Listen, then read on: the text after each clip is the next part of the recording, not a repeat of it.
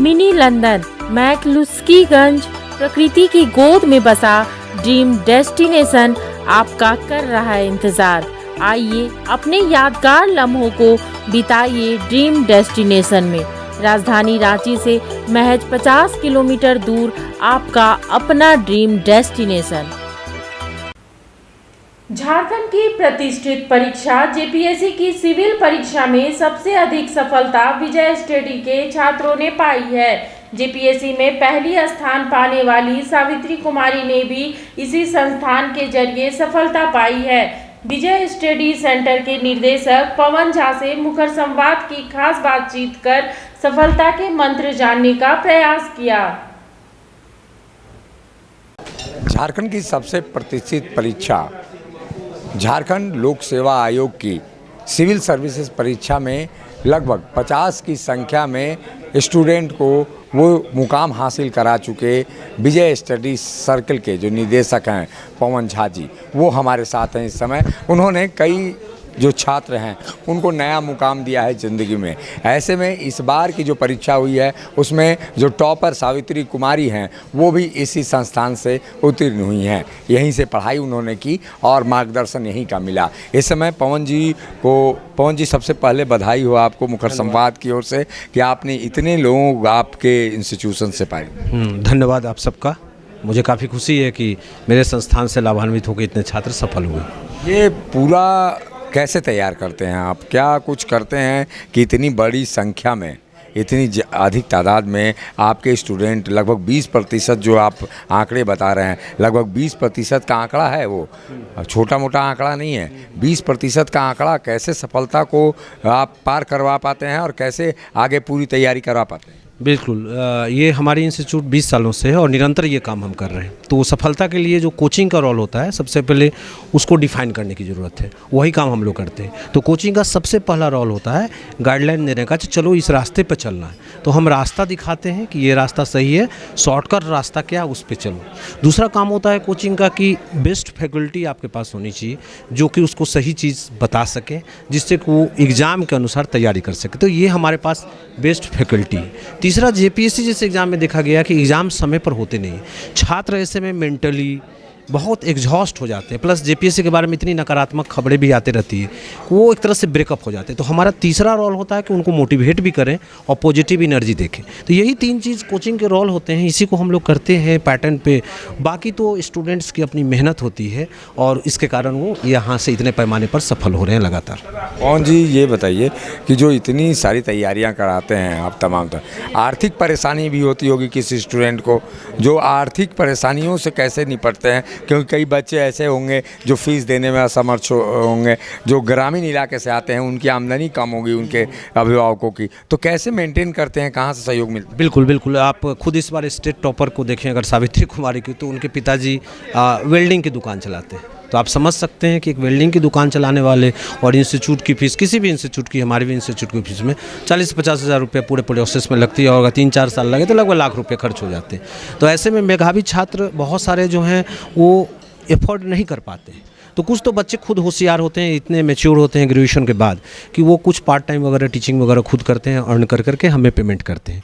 कुछ स्टूडेंट्स की हम लोग तकलीफ़ें को देखते हैं, कुछ हमसे जेन्युइन बातें करते हैं, तो हम लोग समय समय पर कंपटीशन आयोजित करके उनको फीस में छूट भी देते हैं। तो इसी तरह से काम चलता रहता है इस दोनों का। ये आप लोगों के जो संस्थान है, इसमें सबसे ज़्यादा किस सब्जेक्ट का रुझान दिखा है और किस सब्जेक्ट से ज़्यादा लोग उत्तीर्ण हुए हैं, जो पास हुए हैं? देखिए, अभी जो जेपीएससी का 2 पैटर्न आया है, छठी जेपीएससी के बाद पैटर्न बदला है, 2 एग्ज़ाम से पैटर्न बदला है। इसमें अब सब्जेक्ट नहीं लेना होता है, जैसे पहले लेना होता था हिस्ट्री, पॉलिटी, इकोनॉमी, सभी लोगों के लिए कॉमन सब्जेक्ट है। केवल एक पेपर जो है लैंग्वेज का चयन करना होता है, पेपर 2। तो उसमें यहाँ से रीजनल खोरठा लैंग्वेज को अधिकतर लड़कों ने लिया और वो सफल हुए। बाकी जो जीएस के पेपर हैं वो सबके लिए सामान्य है। तो देखा गया कि इस बार खोरठा विषय के छात्र ज़्यादा सफल हुए। ये खोरठा में क्या खासियत है ऐसे कि जो आसानी से रिकवर कर लेते हैं स्टूडेंट, उसमें सक्सेस हो रहे हैं? नहीं, एक बार के आधार पर आप ऐसा नहीं कर सकते, क्योंकि पिछली बार भी एग्ज़ाम्स हुए थे तो उस समय नागपुरी का भी रिजल्ट बढ़िया था, खोरठा का रिजल्ट बढ़िया था। तो एक बार में नहीं कर सकते कि इसी विषय के छात्र सफल होते। इस बार खोरठा के ज़्यादा सफल हुए और खोरठा और नागपुरी दोनों सबसे ईजीएस्ट लैंग्वेज यहाँ की मानी जाती है, रीजनल। अधिकतर लोग उसको बोलने वाले भी हैं। और इसके दो महान विशेषज्ञ भी हमारे संस्थान में भी हैं, अखोटा के लिए BN ओहदार और सुधीर राय सर नागपुरी के। तो इनका परफेक्ट गाइडलाइन भी मिल जाता है, इसलिए इन दो विषयों से सफल छात्रों की संख्या ज़्यादा होती है। ये गारंटी होती है क्या जब बच्चे इस कोचिंग में आते हैं तो एक चाहते हैं उस समय क्या आप कर पाते हैं कि एक सियोरिटी चाहते हैं कि हम यहाँ से पढ़ेंगे तो सक्सेस होते हैं, ऐसी उनकी जो मनोदशा होती है वो? उनकी मनोदशा हो सकती है, उनके गार्जियन की मनोदशा हो सकती है, और बहुत गलत इंस्टीट्यूट भी होते हैं, दावे भी करते हैं कि हमारे यहाँ एडमिशन ले लीजिए तो आप सक्सेस हो जाएंगे। मैं सबसे पहले स्टूडेंट को यही बात बताता हूँ कि इंस्टीट्यूट में एडमिशन लेने से सक्सेस की गारंटी नहीं है, क्योंकि जो सफलता का योगदान अगर देखें तो 80% कैंडिडेट का योगदान होता है, इंस्टीट्यूट का रोल 20% ही मात्र होता है। हम तो केवल गाइडलाइन और उनको मटेरियल्स दे सकते हैं, बाकी ये हम नहीं कर सकते कि हमारे संस्थान में आने से सफल। अगर वो पढ़ेंगे ही नहीं, गाइडलाइन को फॉलो ही नहीं करेंगे तो कैसे वो सक्सेस कर सकते हैं? ये पढ़ाई का वक्त क्या होता है? अक्सर कहा जाता है कोई 17 घंटा पढ़ते हैं, कोई कुछ पढ़ते हैं। आप एक आइडियल बताएं कि कितने घंटे लगभग स्टूडेंट पढ़ाई करते हैं जो सक्सेस? घंटों में बांधना बड़ा मुश्किल है। एक स्टूडेंट का धर्म है पढ़ना, जितना वो पढ़ सके, लेकिन बहुत सारे स्टूडेंट देखिएगा जॉब रहते हुए कर रहे हैं, वो उनके पास तो 3-4 घंटे हैं, उससे ज़्यादा वो दे नहीं सकते हैं। और बहुत सारे अनएम्प्लॉयड हैं जो 15 घंटा पढ़ते हैं। तो घंटा में आप नहीं बांध सकते हैं कि कितना घंटा पढ़ना चाहिए, डायरेक्शन सही होना चाहिए और सही दिशा में आप पढ़ रहे हो और परफेक्ट मटेरियल होना चाहिए।